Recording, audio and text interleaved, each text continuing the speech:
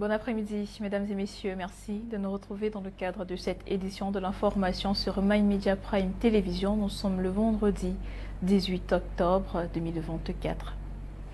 La ville de Ngaoundéré, dans la région de la Damawa, a vécu un moment exceptionnel.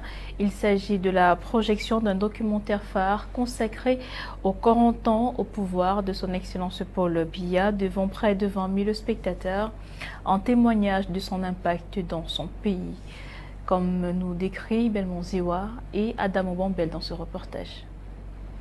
Les spectateurs venus des 5 départements de la région de la Damawa ont pu apprécier, à travers la projection du film documentaire intitulé « Paul Biya, un grand homme d'État au destin prodigieux », les réalisations de Paul Biya dans des domaines tels que la santé et l'éducation. Ils ont également abordé des problématiques importantes comme la question de la sécurité, notamment celle de la presqu'île de Bakassi, ainsi que les enlèvements avec demande de rançon dans la région de la Damawa. Deux choses. D'abord, il y a la mémoire et il y a les hommages. Et ces hommages sont rendus à notre président de la République avec ce qu'il a fait depuis son accession à la magistrature suprême. L'événement qui a transcendé les clivages politiques s'est déroulé sous la présidence du gouverneur de la région de la Damawa, Kid Dadi Tageke Boukar, et a rassemblé de nombreuses personnalités de la République. Cette rencontre a offert aux élites et aux forces vives de la région l'opportunité de rendre hommage aux contributions de Paul Biya au Cameroun.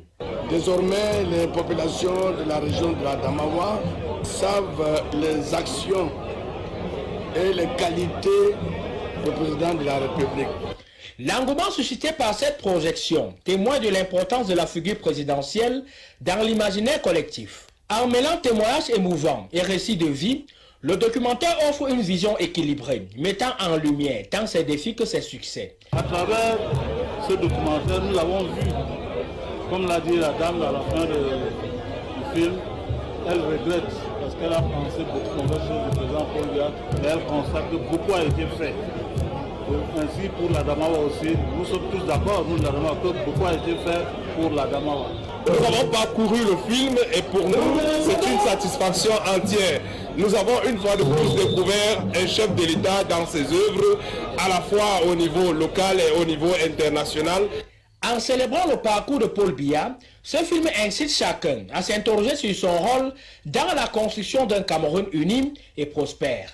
Les réalisatrices envisagent de projeter le film dans d'autres régions afin de renforcer le lien entre les citoyens et leur histoire. À la suite de cette information, nous parlons d'une découverte macabre dans la ville de Kribi, département de l'Océan, de ce 17 octobre 2024. Il s'agit du corps sans vie d'un jeune homme âgé de 23 ans qui a été découvert au village Bikondo. Les circonstances de son décès avec Inès Mingue et Takomusa dans cet élément. Découverte macabre ce matin à Kribi, au lieu dit Maka Avoum, bloc 1 du village de Bikondo. Il s'agit du corps sans vie de Pakbe Alex Kevin, un jeune garçon âgé de 23 ans et originaire d'Union Ekele. Selon plusieurs témoignages, il serait victime d'une verdict populaire suite à un coup de cambriolage en masse raté dans le domicile d'un expatrié. Son corps sans vie a été retrouvé ce matin par les curieux, couvert de blessures. Si ses amis ont eu la vie sauve, ça n'a pas été son cas. Aux environs de 4h30, Kevin a été pourchassé au niveau du carrefour du Blanc par une foule en furie qui l'a attrapé. Nous avons déjà élaboré un comité de vigilance, mais qui n'est pas encore officialisé. Alors nous allons le renforcer. Parce qu'effectivement, le quartier vit dans l'insécurité. Ce n'est pas la première fois qu'on nous vole ici, mais pour le cas de mort, on a devenu un cas de mort. La première fois qu'on a un cas de décès. Et désormais, nous devons donc prendre la mesure d'installer notre comité de vigilance. Les informations que j'ai sont telles que j'ai sous la main la famille du corps est avec moi. Et pour le moment, là, nous attendons que l'autorité arrive, le procureur et le médecin légiste. Il a donc reçu 4 coups de poignard au niveau des côtes. Cette vindicte populaire remet au goût du jour plusieurs cas d'agression enregistrés ces derniers temps à Kribi. La cote d'alerte d'insécurité est de plus en plus élevée. Il ne se passe plus un jour sans qu'on enregistre un cas d'agression dans la cité balnéaire. La ville de Kribi, qui fait l'objet de plusieurs réseaux de vente de drogue et de cannabis, reconnu pour cette célébrité, le carrefour Bello est le lieu par excellence de la vente de drogue au vu et au su de tous. Il revient donc aux autorités compétentes en la matière de redoubler de vigilance pour éradiquer ce fléau. Et nous restons en fait de société face à la recrudescence des délestages dans la capitale politique du Cameroun, Yaoundé. Les défenseurs des droits des consommateurs de l'énergie expriment leur ras-le-bol contre la latence des organismes en charge de distribuer l'énergie électrique au Cameroun et s'expriment au micro de Marie-Rose Ngandonga à Yaoundé. En 2020, après la déclaration du ministre camerounais de l'eau et de l'énergie, disons qu'en 2022, le Cameroun sera un pays de lumière, tout le monde était très ravi. Sauf que personne ne s'imaginait qu'après autant d'investissements, notamment les barrages hydroélectriques, le pays de Paul Biya croupirait encore sous le joug des délestages en 2024. Le secteur de l'électricité a été éclaté en 3 segments. Par la volonté du chef de l'État. Donc il y a le segment production qui est Eneo et EDC. Et il y a la Sonatel qui est là pour le transport et Eneo justement pour la distribution. Ces acteurs ne se comprennent pas. Ils passent le temps à se lancer des pics de part et d'autre. Chacun tire la couverture de son côté lorsqu'il y a un problème. Donc, lorsque le transport a un problème, il devrait normalement s'asseoir pour mieux communiquer. Mais ce que nous constatons, c'est que c'est Eneo qui communique par exemple à la place de la Sonatel. Sonatel communique peu lorsqu'il y a un problème dans ces segments de transport. EDC également ne communique pas lorsqu'il y a un déficit de production. Dans toutes ces cacophonies, ce sont les pauvres Camerounais qui en payent le prix. Pourtant, le président de la République avait tout mis en œuvre pour que son pays sorte de cette impasse de délestage.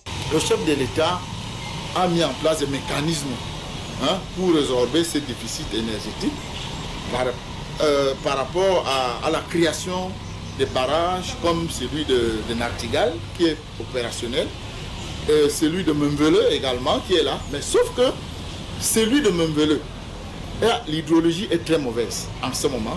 Ça veut dire qu'on a construit un barrage sans retenue, ce qui fait qu'à manque de l'étiage et on a un déficit criard.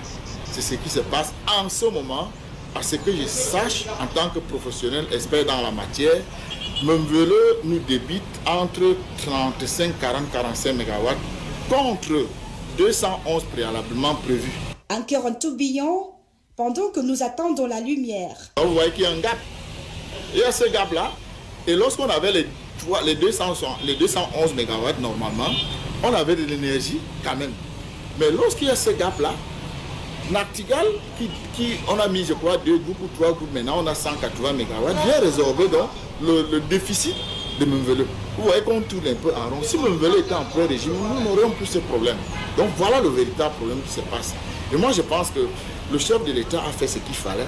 Voilà donc le désordre dans notre pays. Il est donc clair qu'au regard de ce qui précède, les problèmes de délestage perdureront encore dans le pays de Gaston et Lundu et Samba, ministre de l'eau et de l'énergie, contrairement aux nouvelles pompeuses dans les médias. Ceux qui devaient le faire n'ont pas bien fait. Il faut qu'on sache, nous avons saisi les autorités pour qu'on nous dise qu'est-ce qui s'est passé réellement que le chef de l'État a autorisé la création de ces barrages, ces infrastructures pour qu'on donne l'énergie aux Camerounais. Mais malheureusement, ceux qui étaient chargés de le faire n'ont pas bien fait. Quand on explique un peu aux Camerounais pourquoi il y a ces désordres, alors qu'à la base, le président de la République a mis les moyens en jeu pour que nous n'ayons plus ce genre de problème. Donc, nous tournons un peu en rond là par rapport à ces problèmes. Une seule chose est sûre, nous allons tous passer, mais le Cameroun restera. Chacun rendra donc compte de ses actes à qui de droit. Nous parlons à présent de la deuxième édition du Forum national des aires du patrimoine autochtone qui vient de se tenir dans la région de l'ouest du Cameroun. C'était en présence de nombreuses autorités administratives et même traditionnelles. Ceci sous le thème de la renaissance du patrimoine dans le système législatif camerounais. Des précisions dans ce reportage.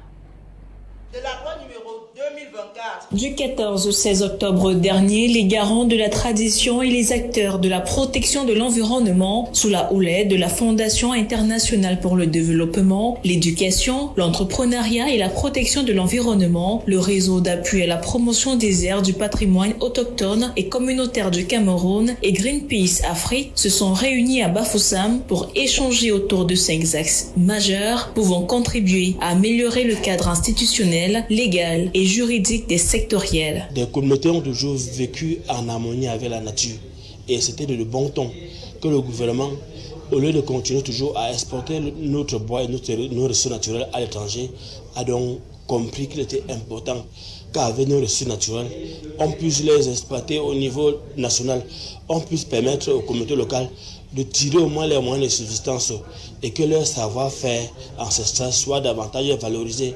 Les jeunes ont un grand rôle à jouer, déjà dans le domaine de la recherche, parce qu'il est important de faire une documentation et utiliser également la cartographie, comme l'a présenté le rédacteur ou l'auteur d'un article hier, qu'il est important d'utiliser cette cartographie-là et la documentation pour mieux protéger les appâts, parce que si on les laisse comme ça, sans toutefois mener des recherches continuelles, on pourrait arriver à une situation où on n'a plus ces aires protégées qui nous aident, pas seulement maintenant, mais jusqu'à la génération future. Il était également question de renforcer la reconnaissance et l'usage des outils d'occupation des APAC, de consolider le réseau d'appui et de promotion des aires du patrimoine autochtone et communautaire, entre autres. Il faut bien qu'on sache véritablement les différentes dénominations que doivent prendre ces différents sites. Il y a une panoplie de termes qui gravitent autour de ces 3 mots-sons, les bois sacrés, les forêts sacrées et les sites sacrés. Il faut bien que la loi et beaucoup plus les décrets d'application à venir délimitent le champ de compétences de chacune de ces spécificités-là. C'est des échanges assez enrichissants et je crois que les différentes résolutions et les recommandations pourront davantage éclairer les décideurs pour ce qui concerne des décrets d'application qui sont grandement attendus. Les périodes déterminées pour la chasse rituelle et le décret d'application en cours d'élaboration sont entre autres les questions étudiées durant ces travaux. L'esplanade du Musée national de Yaoundé a servi de cadre pour discuter des problèmes de l'alimentation et de la nutrition au Cameroun. C'était dans le cadre de la célébration de la Journée mondiale de l'alimentation sur l'étendue du territoire national et au-delà des frontières. Marie-Rose Ngantonka. Pour une bonne alimentation, le consommateur doit prendre 3 repas par jour. La nutrition s'avère donc très essentielle pour qu'un être humain développe au maximum ses potentialités. Investir dans la nutrition et l'alimentation de qualité, c'est donc assurer des ressources humaines importantes dans un pays. Au Cameroun, le contexte actuel ne permet pas aux populations de mieux se mouvoir dans ce sens. La faim et la malnutrition sont de plus en plus exacerbées à travers le monde. Et dans notre pays, bien évidemment, à cause des crises prolongées qui résultent d'une combinaison de conflits, de phénomènes météorologiques extrêmes et de chocs économiques. Notre pays n'échappe point fatalement à ce phénomène. Certaines de nos localités sont confrontées depuis de nombreuses années à une situation de vulnérabilité alimentaire et nutritionnelle qui tend à s'aggraver. En réalité, la conjoncture économique qui sévit le pays ne laisse pas le choix aux Camerounais modestes. Il faut donc batailler pour avoir ce ne serait-ce qu'un repas par jour, ce qui expose les populations à une alimentation déséquilibrée, voire porteuse de risques de sécurité sanitaire. Cette situation est à l'origine des régimes alimentaires malsains, principale cause de toutes les formes de malnutrition, notamment la sous-nutrition, les carences en micronutriments, les surcharges pondérales, l'obésité et les maladies non transmissibles liées à l'alimentation, à l'instar du diabète et de certains cancers. Les conséquences de cette alimentation déséquilibrée se font même ressentir dans le service, à savoir la faible productivité, une main-d'œuvre moins qualifiée, puisque ventre affamé n'ayant point d'oreille, selon cet adage africain. La kyrielle des membres du gouvernement ici présents, avec toutes ces organisations internationales, vont devoir fédérer leurs forces pour trouver des solutions de toute urgence, afin d'éviter d'autres crises alimentaires, surtout dans les zones très affectées par la sécheresse. Et pour terminer, l'ancien champion poids lourd de l'UFC, Francis Ngannou, s'apprête à remonter sur le ring demain, samedi 19 octobre 2024 en Arabie Saoudite. Le pronostic en prélude de ce grand rendez-vous, c'est avec Quentin Etapé. Le retour de Francis Ngannou en MMA ce week-end face à Renan Ferreira suscite un immense engouement chez les fans. Après une absence de près de 2 ans dans l'octogone, le Predator est prêt à montrer qu'il reste l'un des combattants les plus redoutés du monde. Nous transmettons tous nos encouragements à Francis Ngannou parce que c'est le Cameroun qui gagne, c'est le Cameroun qui est mis de l'avant. Donc nous lui transmettons toute l'énergie positive et nous sommes certains, convaincus qu'il va remporter ce match. Francis Ngannou, oyez!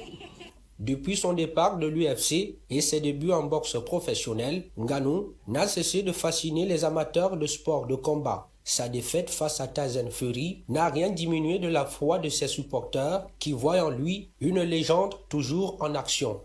Le choc des titans contre Ferreira, un adversaire redoutable avec un palmarès impressionnant, pourrait marquer un tournant dans la carrière de Ngannou. Mais ses fans croient fermement en ses chances de reprendre sa place de champion. Bon, à mon humble avis, je sais qu'il va perdre. Vu les statistiques de son dernier match et tout, c'est mon avis. Mais comme je suis patriote, je n'ai pas le choix de le supporter.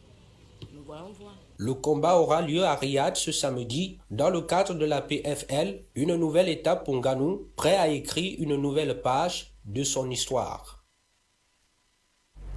Et c'est avec cette information sportive que nous mettons un terme à cette édition de l'information pour le compte de cet après-midi sur My Media Prime Télévision. Mesdames et messieurs, merci de nous avoir suivis. Restez en compagnie de nos programmes qui se poursuivent avec l'édition de l'information en langue anglaise à 18h30 exactement.